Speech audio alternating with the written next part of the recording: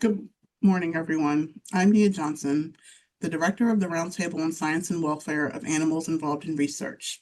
On behalf of the Board on Animal Health Sciences, Conservation and Research, formerly ILAR and now BASCR, I am delighted to welcome you to today's webinar, Starting the Journey, Community College Engagement and Workforce Development in Laboratory Animal Science. We are thrilled to have you joining us for this important conversation. Today's session spotlights how strategic partnerships with community colleges and expanded training pathways can support workforce recruitment in laboratory animal science.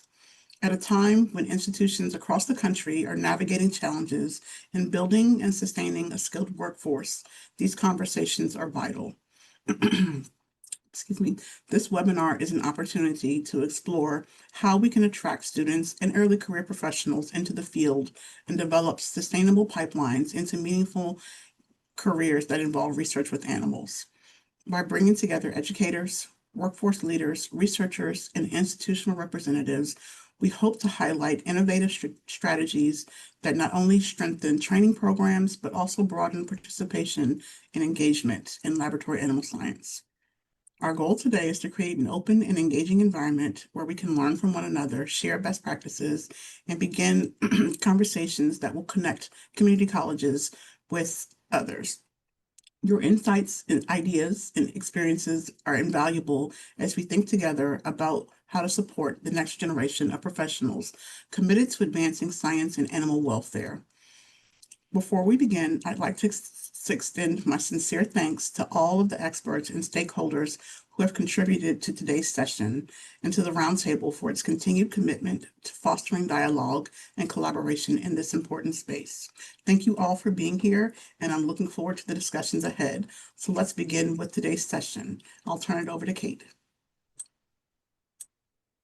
Hi, Nia. Thank you so much, Nia, for the opportunity to be here and for the introduction. Thank you to the National Academies of Sciences, Engineering, and Medicine, and the Board on Animal Health Sciences, Conservation, and Research. Thank you also to those who have joined today, either in the live session or who are watching the recording of this first installment of the Roundtable's webinar series. It's really exciting to be here.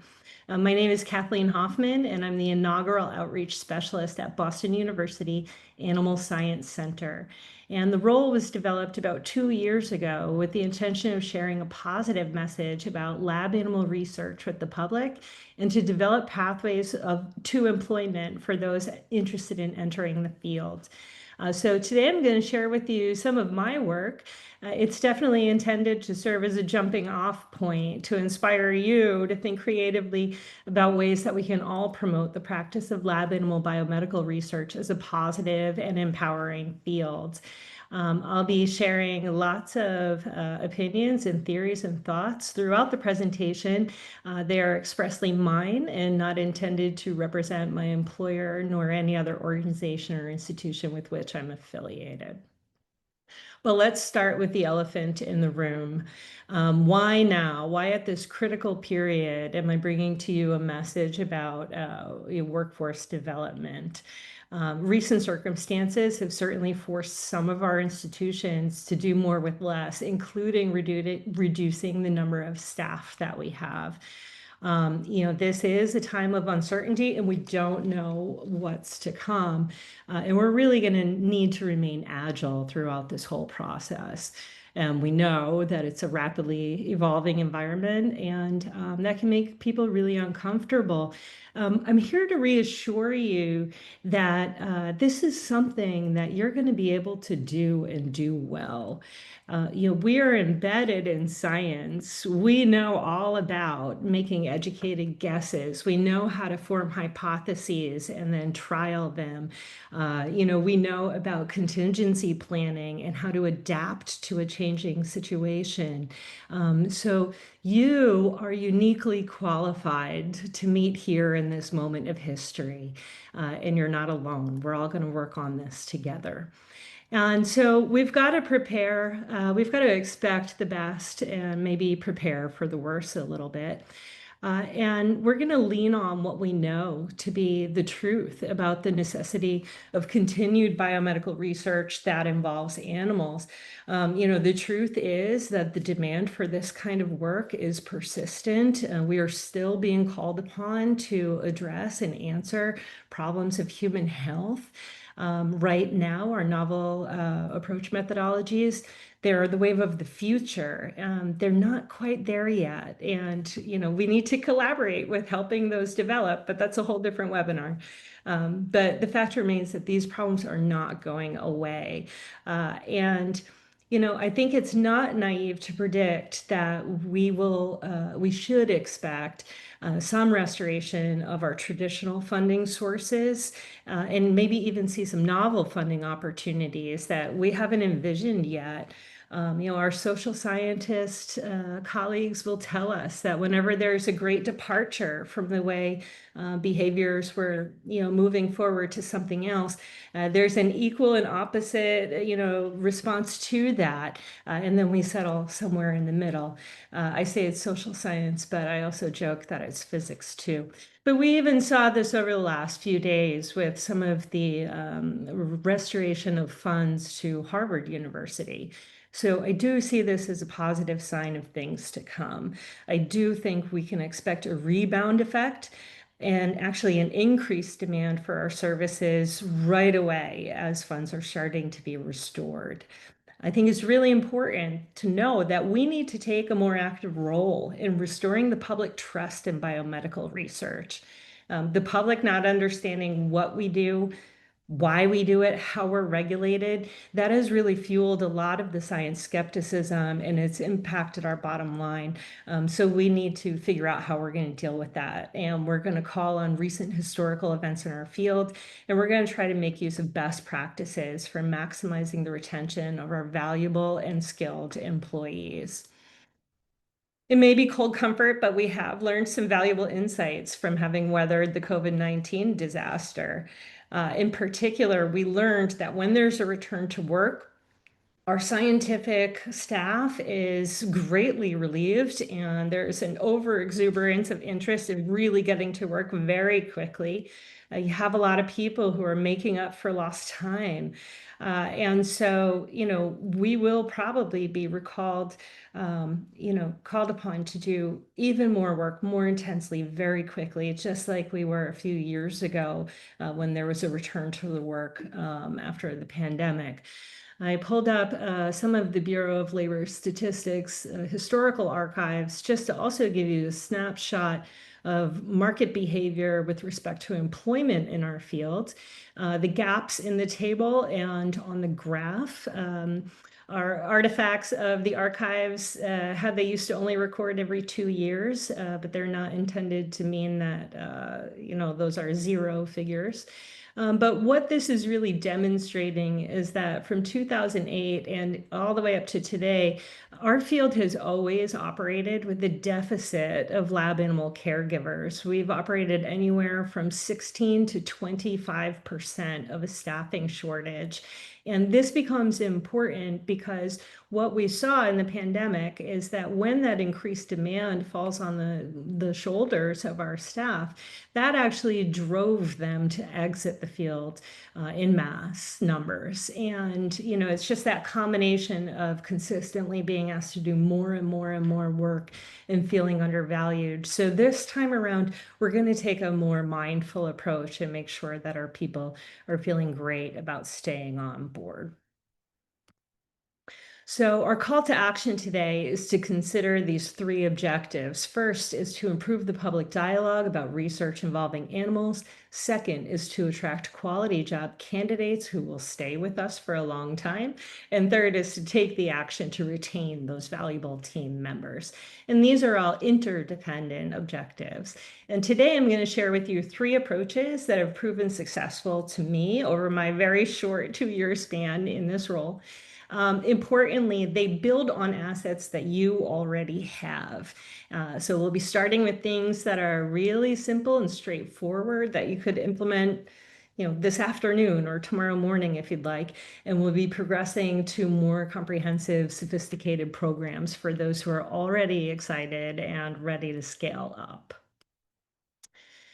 So I'm going to be covering 2 years of work in a little less than 30 minutes if I stay on time here. So obviously it'll be a 30,000-foot view. I do have white papers on all of these initiatives, strategic approaches, comprehensive digital marketing plans, the whole 9 yards.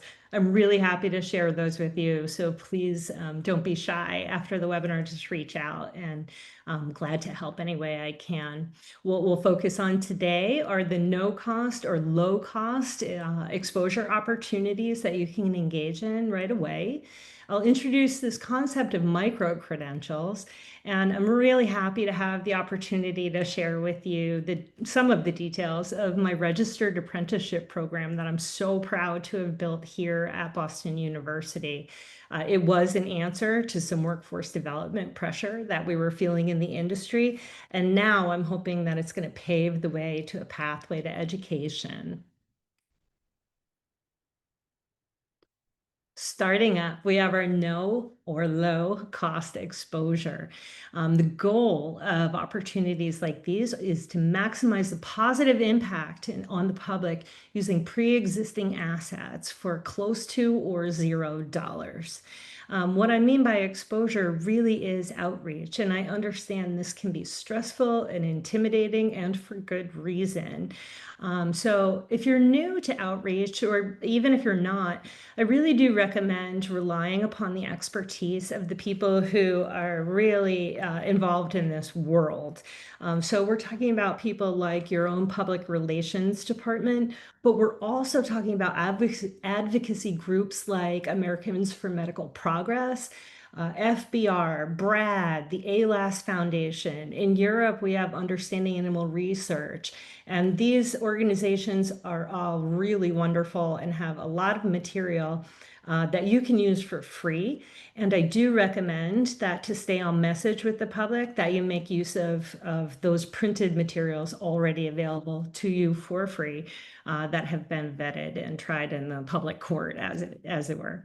And yeah, just don't reinvent the wheel here, okay? And so for your first outreach experiences, I would recommend that you get in touch with a select student population, as well as the workforce development sector. So when I talk about a select student population, of course, we have to be really mindful of what that means. Specifically, I'm talking here about the pre-veterinary students that are already affiliated with your institution.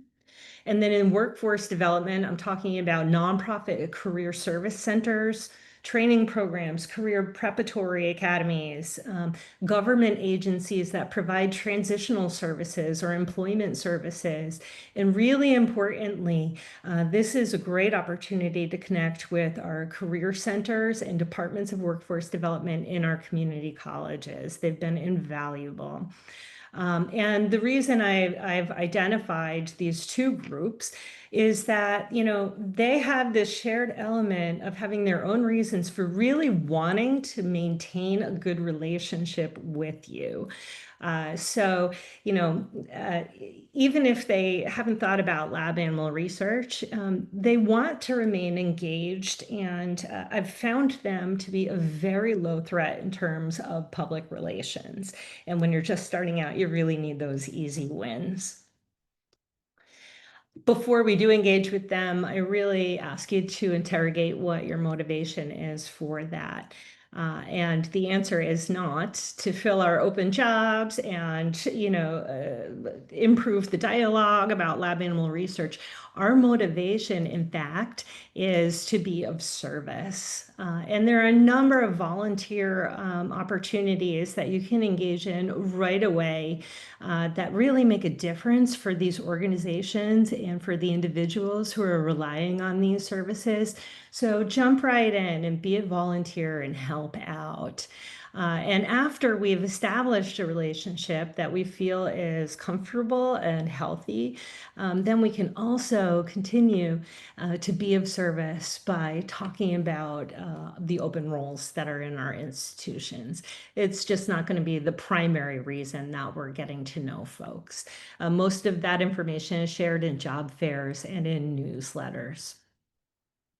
So as an easy example, our low-hanging fruit example is, I'll talk with you now about the pre-vet student study break and tours that I've been hosting here at Boston University for the last several semesters. And this one's a really easy one. Again, I'm going to be really select about the population who's coming in. And so in order to make sure that I'm communicating with people who I'm comfortable bringing into the facility, the first thing I'm going to advise is to please contact your pre-vet advisors and your faculty stakeholders, and they're going to be able to help you make sure your message is hitting target. I'll skip through most of the details here. Again, they're available and I'm happy to share just in the interest of time. I'm going to skip over them. Essentially, I throw a pizza party and give tours in the animal facilities, and students really enjoy it. The feedback I get most of the time is that students didn't even know we were here on campus. So we have to work on that messaging a little bit. But a lot of times I hear from students that they were nervous about entering the facility because they were unsure about what we do here. And at the end, they were really satisfied and pleased to see what happens behind closed doors. And lots of times I have students reaching out to say they would like to work with us. So that's a lot of fun. Our second and final example for this section is developing our workforce development community relations. This one is much more straightforward. I introduced it before. You're really just going to start by volunteering. Again, details available, just reach out to me. But what I want to share is that, the downstream effects of engaging with workforce development organizations have really been wonderful. I've received a lot of unsolicited job candidate inquiries from people who are lab animal adjacent, who once they learn about our field and about career development in our field, they're really excited and they want to be a part of it. And so that's been wonderful. I've had the good fortune of, from these relationships, hearing about, collaboration opportunities, grants that I didn't know were available. So it's been really wonderful. And it's a great way really to improve public relations in a really organic kind of way. I understand this can be a little nerve-wracking. I too was nervous the first time I went to a job fair. But the key here is to remember that folks who are showing up to a job fair really want to appear to all of the people in the room to be a good, responsible hire. And even if lab animal research isn't something that they're on board with, they really do remain non-confrontational and professional. So again, those easy wins. Moving on now, I'm going to introduce this concept of micro-credentials, spelled three different ways, as you can see on the slide. And micro-credentials are a verification system for specialized skills and knowledge to be formally recognized by employers and institutions of higher ed. So usually that's acknowledged with a certificate. And although, this type of recognition has existed for decades, there's been a resurgence of interest in pursuing these kinds of programs as a consequence of COVID-19 pandemic. A 2023 Lit Review cites, quote, declining academic enrollment as impetus for higher education to reach toward a non-traditional student market. And in fact, in Europe, these programs convert directly to college credit, even across countries. In the US, we have very old and respected universities who are also engaging in the micro-certificate space, and they're doing so at both an undergraduate and a graduate level. Their marketing is focused on micro-credentials as a quicker entry into an occupation. And it's a less expensive route of education, but it's offered with the same quality of traditional education. And of course, these credentials are offered with college credit. So if somebody would like to stack them toward a degree program, that is possible. So you may be asking, so why would we as lab animal research institutions want to build a micro-credential system in our workplace? And back to that 2023 Lit Review, there are a number of different stakeholders with their own motivations.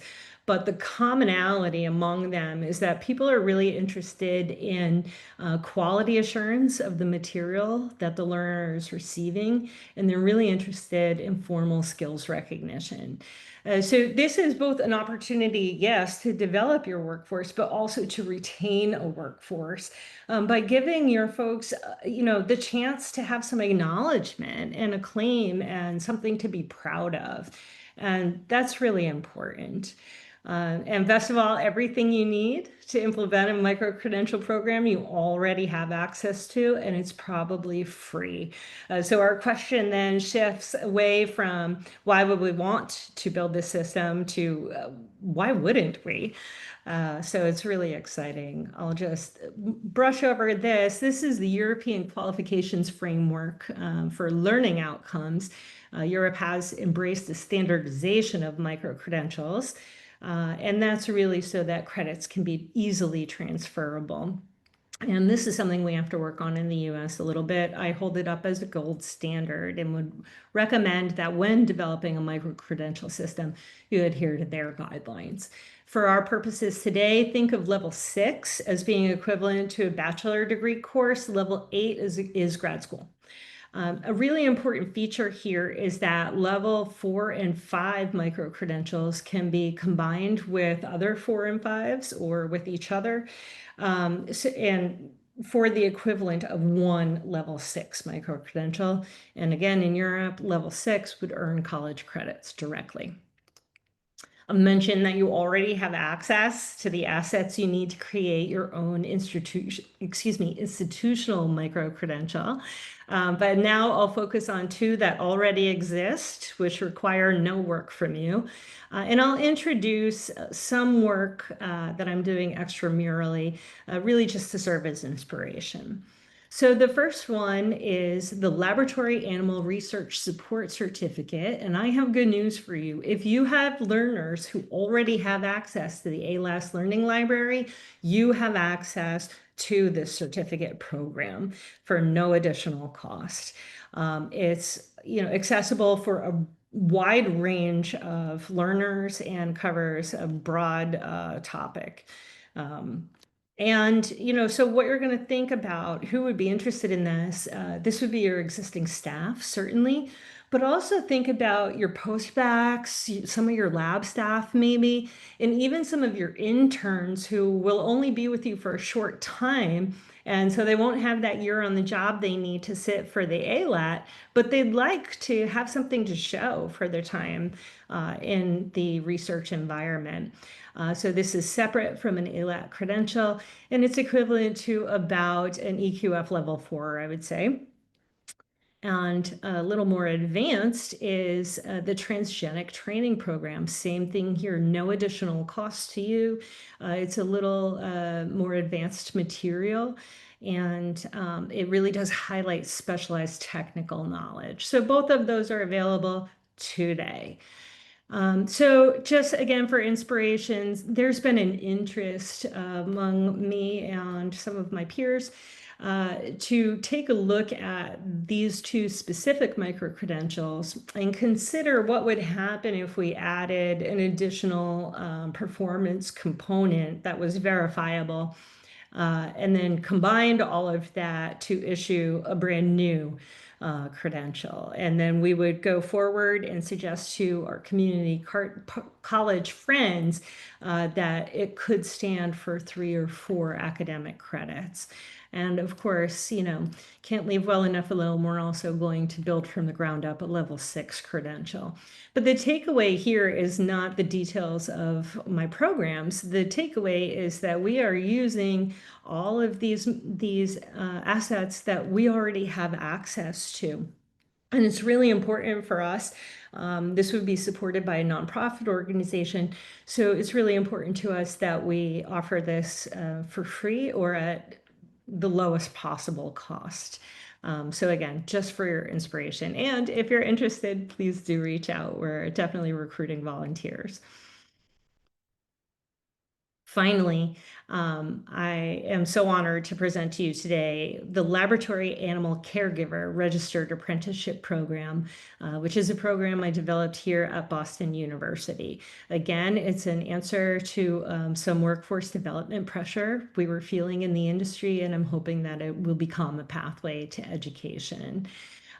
In terms of workforce development, the benefits to an employer of an RAP, Registered Apprenticeship Program, is that you will have really specific recruiting and pre-screening of candidates. And these are folks who, by the time they step on campus, they already know about our work and they're very interested in it. And so that's going to cut down immediately on that 90-day turnover that you see of new employees. These are really intentionally onboarded folks. They'll experience great career immersion, lots of benchmarking. And you're also going to have these social science benefits of having a cohort of apprentices all learning together. And you're going to have an opportunity for your experienced staff to step up to teach or to become mentors. And this is all really wonderful stuff.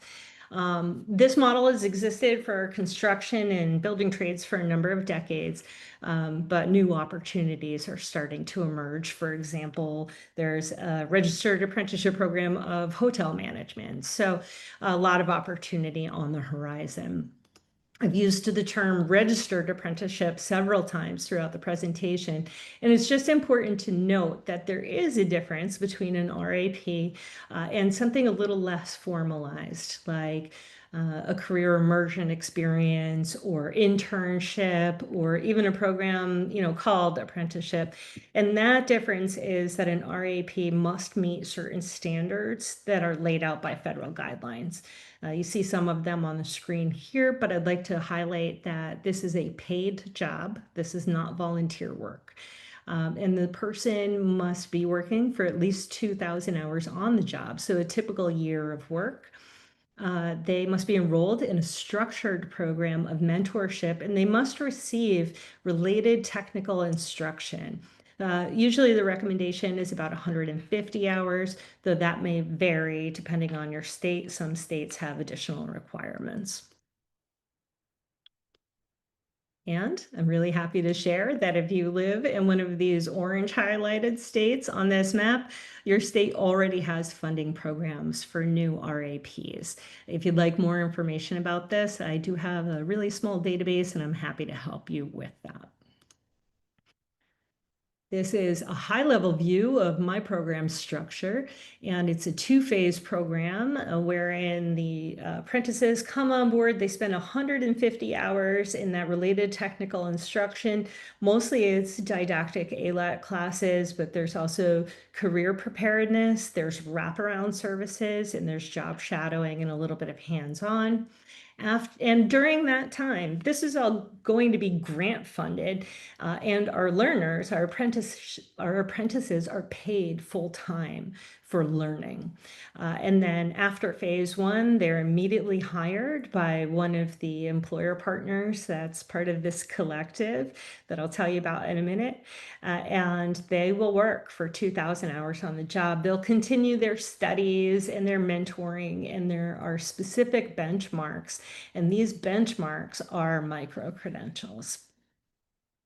And so we take that information and, we apply it in the best possible way we can. RAPs are more expensive to initiate. And so, that's where the grant funding and the state funding comes in. But we also have to do everything we can to reduce our costs. So by what we have done is we've gathered together 7 peer institutions in our area who are employers, and all 7 of us will be participating in this. And so if we recruit enough people to come and work in all 7 of these locations, and they're all going through the same training program at the same time, and it will be internal experts as well as outside experts coming in to teach, our cost per apprentice is dramatically reduced. So that's our approach to that. And again, the collaborating employers only pay for the hours that the apprentice works for them and does the work of the lab animal caregiver. So I'm really, really proud to say that this program has been endorsed by the City of Boston Office of Workforce Development, and we have the support of the Massachusetts Executive Office of Workforce Development. And we are registered, which just feels so incredible. So I mentioned that I would like this to be a pathway to education. And I've been asked, well, if a person is working, why would they be interested in pursuing education? And it's a valid question, and it's always interestingly asked of me by academics. So as an academic, I would make the claim that education for education's sake is a valid and worthy cause. And we really do have to remember that not everybody in our field was raised in a culture where this cultural norm was introduced to them at a very young age that after high school you go to college, and that's just what's expected. I certainly had the privilege of being raised in such an environment, but a lot of my coworkers were not, and they always thought college was not an accessible pathway for them. So if you're talking with them and they're starting to become interested in the possibility of a college degree, it really is on us to nurture that and encourage it and empower people to explore that. Um, Most of our institutions will offer an education benefit, and a lot of that goes untouched. We should be encouraging our team to use that. It's really kind of just the right thing to do. And encouragement, of course, takes no additional time or money. So specifically, what we'll be proposing to our community college friends is to take a look at our program, take a look at the micro credentials that our folks will earn along the way, and take a look at the time they've served, which could easily stand in for internship credits. And just for illustrative purposes, in the last few minutes, I'll share that this is the curriculum for an Associate of Applied Sciences in veterinary healthcare at a local community college.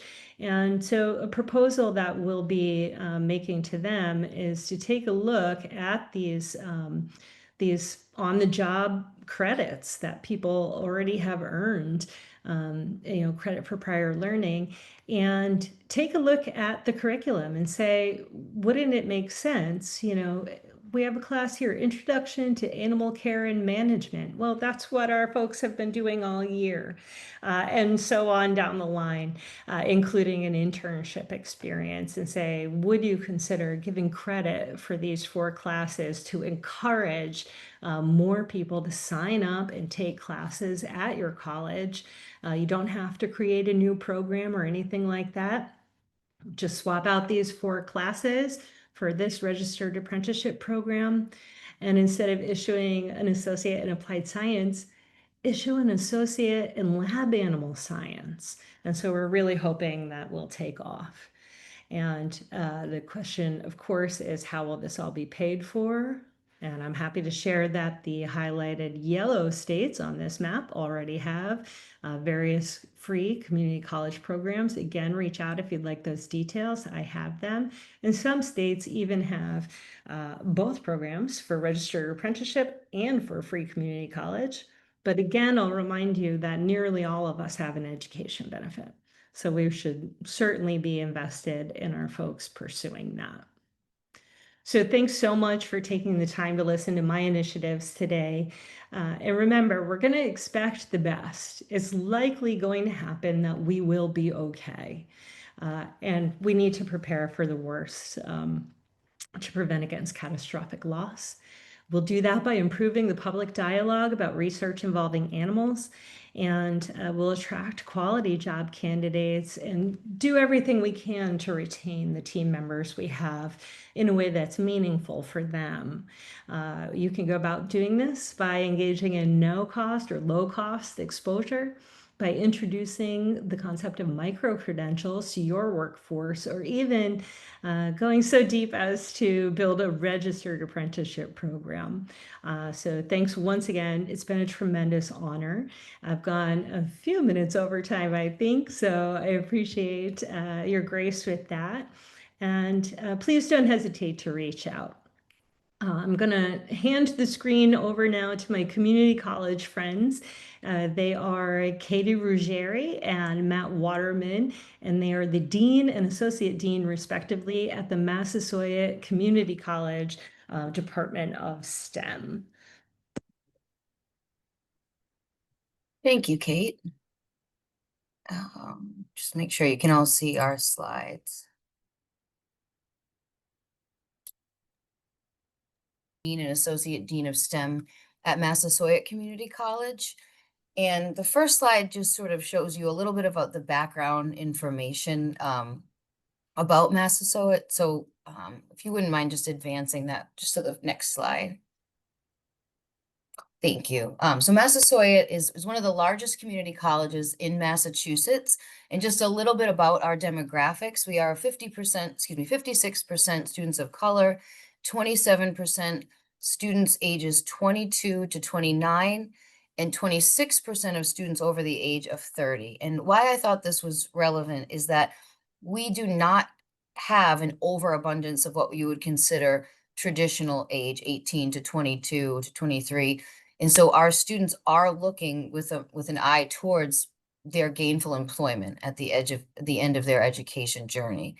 68% of our students are also part-time.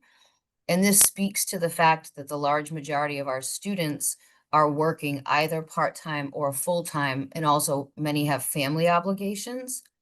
And so aligning with a lot of what Kate's talk addressed is the community colleges, and including Massasoit, does establish a lot of partnerships with companies and other local agencies so that we are aligning our programs with workforce needs. And so we currently have partnerships with more than 100 companies and agencies across the state. You could just go to the next one. Thank you. And these partnerships take a variety of different forms. So in no particular order, we have articulation agreements, and these would include agreements with local high schools. Many times it's with our local voc techs to transfer credit into the community college. And then, of course, articulation agreements from the community college to some of our four-year partners. We also use a model that was formerly known as prior learning assessment. Now we call it credit for prior learning, or CPL, where individuals come in with a certain skill set. And if their objectives of what they learned in their job or their certain experience, it could be military service, aligns with the outcomes of certain courses, then they can either take a challenge exam or submit a portfolio and receive credit for that prior learning experience. We also work with our industry and agency partners for credential awarding. So students could be working towards a professional industry credential while also doing their schoolwork. And another form that these partnerships take is that members from our industry partners will serve as advisory board members and help inform our curriculum. And we can kind of pivot when needed to better align to our workforce needs. So I'll turn it over to my colleague, Matt Waterman, to continue this presentation. Thanks, Kate and Katie. So if I could get the next slide, please.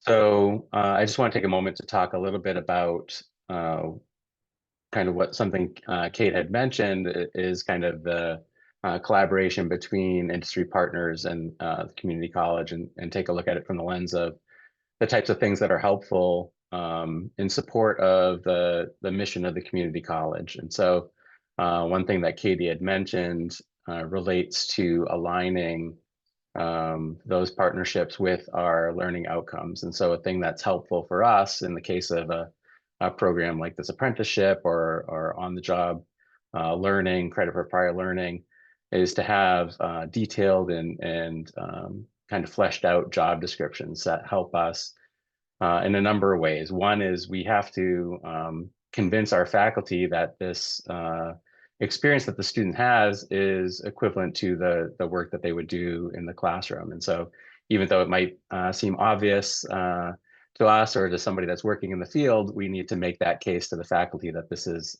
something that is an equivalent experience and credit worthy. The other group that we need to convince are our accreditors. And so making sure that we're meeting our learning objectives for them gives us the documentation needed to kind of keep that accreditation process rigorous. The advisory board members help as well, as Katie mentioned, through helping us align our curriculum to industry expectations. And so partnering with industry partners gives us an insight into where our curriculum needs to grow and change to meet the needs of the future workforce, and also gives feedback as far as down to the curriculum level, right? What we might need to be working on in our laboratory training, things like that.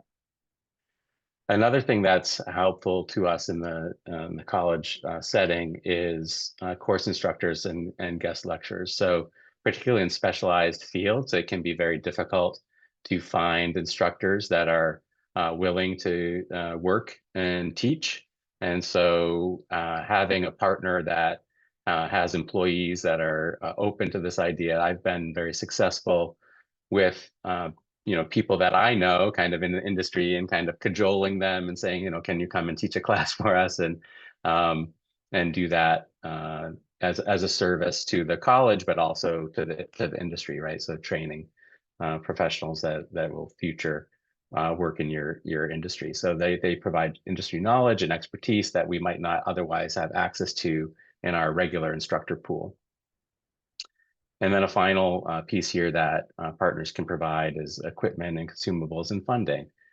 And so this is a place where it potentially could be a win-win, where old equipment that's no longer maybe useful or up to industry needs could be donated to a educational institution, and we can train students on that.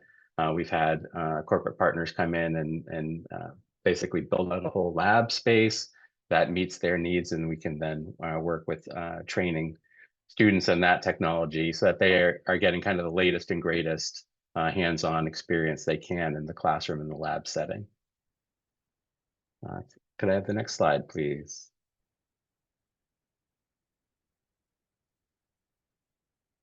So I think one thing that might be of interest to you is how do we get students interested in laboratory animal science and working in this field? A lot of students probably don't even know that it exists, as Kate mentioned with her pizza and tours, right? That students are like, I didn't know this was even on campus or this was a possibility. So I think we find that same thing as well. And so kind of socializing the idea of this is a career path that might be viable for our students is an important piece of that.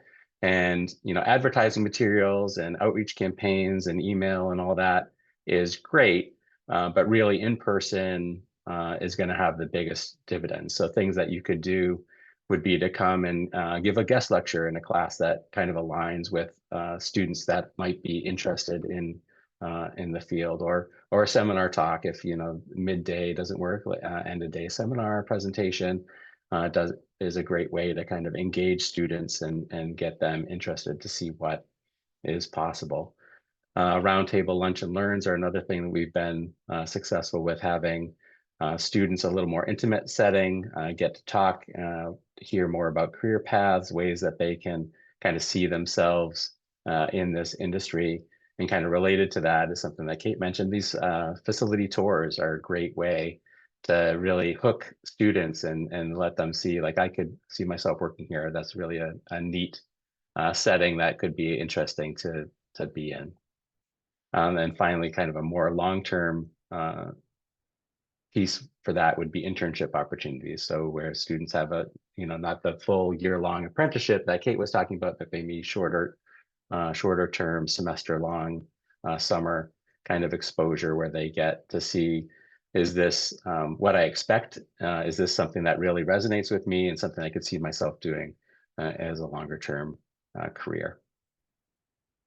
Next slide. So this is probably the thing that many of you are interested in hearing more about. And so I'll kind of present these ideas, and then maybe we can address some things in the Q&A. But what are some elements of program development? What are some of the things that we need to think about on our end in the community college or other academic settings that you should be aware of if you're looking to partner with us and develop a program? So first off would be mission alignment, right? So looking to find an academic partner that has a mission that fits with what you're trying to do. So if you're looking in laboratory animal sciences, are there programs related to that, or biology, or things like that? That would be the kind of your contact point and entry road there. Also, the community college, it has the focus or mission of workforce development and being a service to the community as far as that's concerned. So I think community colleges are open to exploring these things and are a great place to begin that conversation. The other thing that I think is important to be aware of is the academic process and timeline. So even though a community college might be seen as more agile than a more established institution or something, we still have our own procedures and timeline of things, and as we say in academia, things move pretty slowly. So lots of opportunity for discussion and conversation and proposals, but need to go through committees and multiple rounds of approval as well. So you need to be prepared for that. So we're facing this ourselves with curriculum proposals that we're wanting to get into our catalog for next year, right? So next fall of 26. And so a deadline that we have, if we want something to be able to be offered for fall of 26, we actually need to get it into our curriculum committee for review today. So that gives you a sense of the timeline that we're talking about as far as rolling out new programs and kind of getting things launched. So it's not something that's going to happen next month or even next semester. It's usually a year or more timeline. The other piece to be aware of is faculty engagement. So faculty and shared governance. So faculty kind of own the curriculum. And so when we're looking to build programs, it's faculty ultimately that need to be convinced that this is valuable and is going to add to the opportunities for their students. So one way to again look at that is socializing this with faculty. So be on campus, meet, come and give a guest lecture, meet the faculty.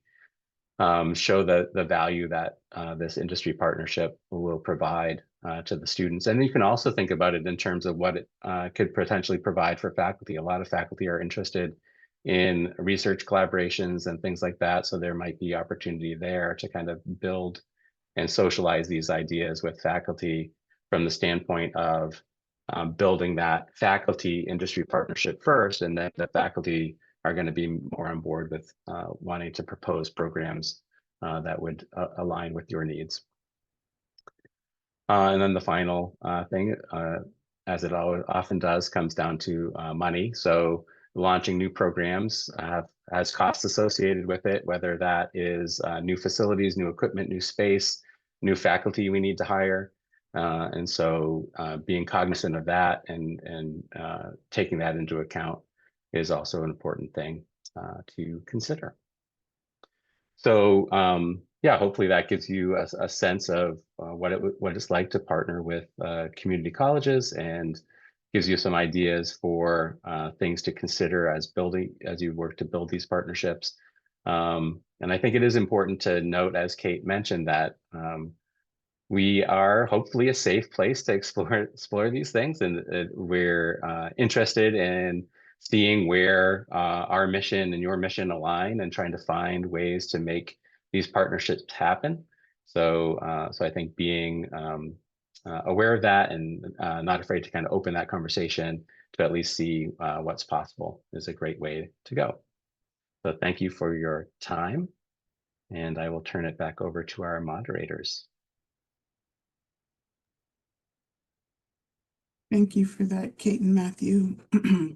Now we have approximately 9 minutes left in our scheduled webinar, and so we will open up for Q&A sessions, which will be led by Mitch Hebner. Thanks, Nia. And thanks again, Kate, Katie, and Matt. That was really great. So again, for folks on the line, please feel free to use the Q&A feature in Zoom. If you have any questions, we'll try to get to them. Not seeing any there at the moment, so I have a couple preloaded here. So let's see if we can kick off the conversation. Um, First one is going to be for Katie and Matt. Is this in your collaborations here with Kate, for example, is this the first time that you've worked with an outside partner, like you said, sort of like aligning your missions and standing up a program like this? And what would be maybe some unexpected challenges that came about from creating this program? So I would say it's the first time for a program like this, right? So the discussions that we've had with Kate is sort of started because we have a veterinary technology program. So this design is a little bit unique because we're looking at it from both ends, if that makes sense. We're looking at maybe we have students who have gone through the Boston University apprenticeship program that would then like to take those credentials and move them into an associate's degree. We also have our students in our biology and vet tech major who may decide to pivot and change their career plan and go into laboratory animal research. So I think that sort of double-ended design presents some challenges for us. Nothing that we can't get around, but I think the main is that, as Matt alluded to, whenever we're embarking on any sort of agreement, we have to involve faculty across the curriculum and align the learning outcomes that they're getting from their various experiences. And so that's usually the most time intensive and where we need the most diplomacy, I would say, is we kind of negotiate, well, this could substitute for that. No, it couldn't. Yes, it could. And so it's a lot of just working through, but we have done programs in other areas, not exactly like this, but the process is much the same. And I don't know if you want to add anything, Matt. Yeah, I think we're probably more familiar with building things out from our side. Like we're looking at our students are coming to us, they're wanting they're picking a degree, maybe they were told that this is a great degree to get because you have potential careers down the line, and so we're looking for off ramps for these students, right? So what is the next step for them? Is it transfer to a 4-year? Is it certificates to get a job, right? So that's kind of the perspective that we're coming from. We're looking to launch our students into certain things, and so I think that's maybe a more familiar program development. So we'd find an industry partner that is looking for specific skills in future employees, and then we would maybe design a program that is going to give them those skills and give them the training to get that job, right? And so, yes, it's just a different side of the coin, I guess.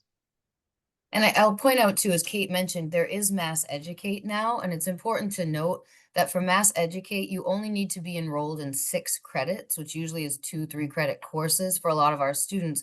And so looking at the other end, potentially the BU apprenticeship grads who would like to come back and gain their associate's degree, as we work through this, we want to give them a very, doable pathway in terms of a lot of these gen ed requirements could be acquired even online and in a sort of modular way as the students go along. So those are the major considerations that we look at. I'd like to just add something here, if I may. Matt and Katie mentioned that one of the opportunities that we have as industry partners is coming on board as adjunct faculty. And I would like to think, so I have a history. I was adjunct faculty in the veterinary technology program at Massasoit. I would like to think and hope that my time there may lend a little bit of credence when I talk with faculty. And I think that really is helpful. I hope that it's helpful because, it changes the tone of the conversation. I'm not, somebody who's working, who's coming in, telling a school how they should do things.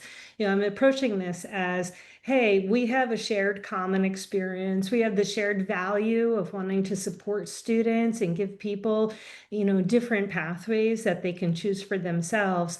Here's what I was thinking. What do you think about that? So yeah, at the very minimum, definitely reach out to your community colleges and see what adjunct spots they have open. It's an incredible opportunity, and it will help you down the line if you're trying to establish a new program. Oh, thank you all. That was really great. And a comment, not so much a question, but just somebody saying what a brilliant idea. As you presented, the program can serve as a template for other institutions, and as this emerges more into the ether and the conversation engages around it, funding should become more available. So I think just having these conversations and getting the proverbial ball rolling, as it were, is really, really good. So I'm just happy that you all are able to share your experience with it that way. So thank you. Thank you so much, Mitch. Just see one more little question here.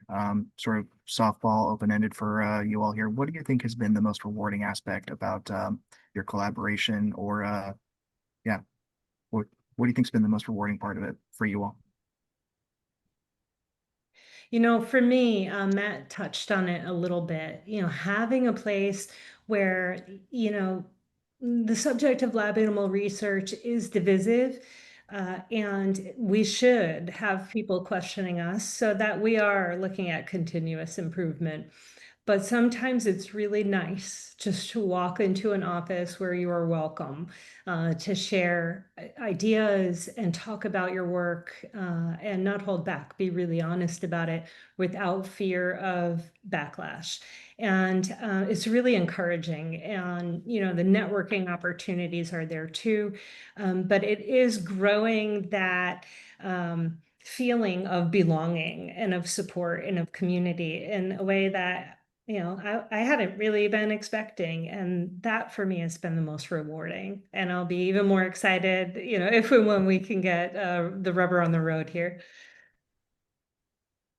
I mean, so that was fun for me. I mean, Kate's just been great to work with, and I worked with animals 2 decades ago, so it's been a while since I've been in the lab working with in that setting. And so just to see kind of where things are currently and the technology, and so it's just kind of nice to be brought up to speed, right? Again, that's where our industry partners can help us, see, well, this is what the state of the art now, and this is what things look like, and this is how people do their jobs. And so that gives me a much better understanding and ability to talk to students when I hear somebody interested in this, or, oh, maybe this is a good fit, or and so having that knowledge is very helpful. I would agree. And honestly, anytime we're given the opportunity to partner with an industry or academic partner, it's tremendous, because we want our students at the end of the day to have concrete career paths in mind. And as Matt said, both of us were previously involved in laboratory animal research, but the way that it has changed, and I think it's much, I can say, I think it's much more appealing to a lot of our students too. So this just opens our eyes to a number of different possibilities.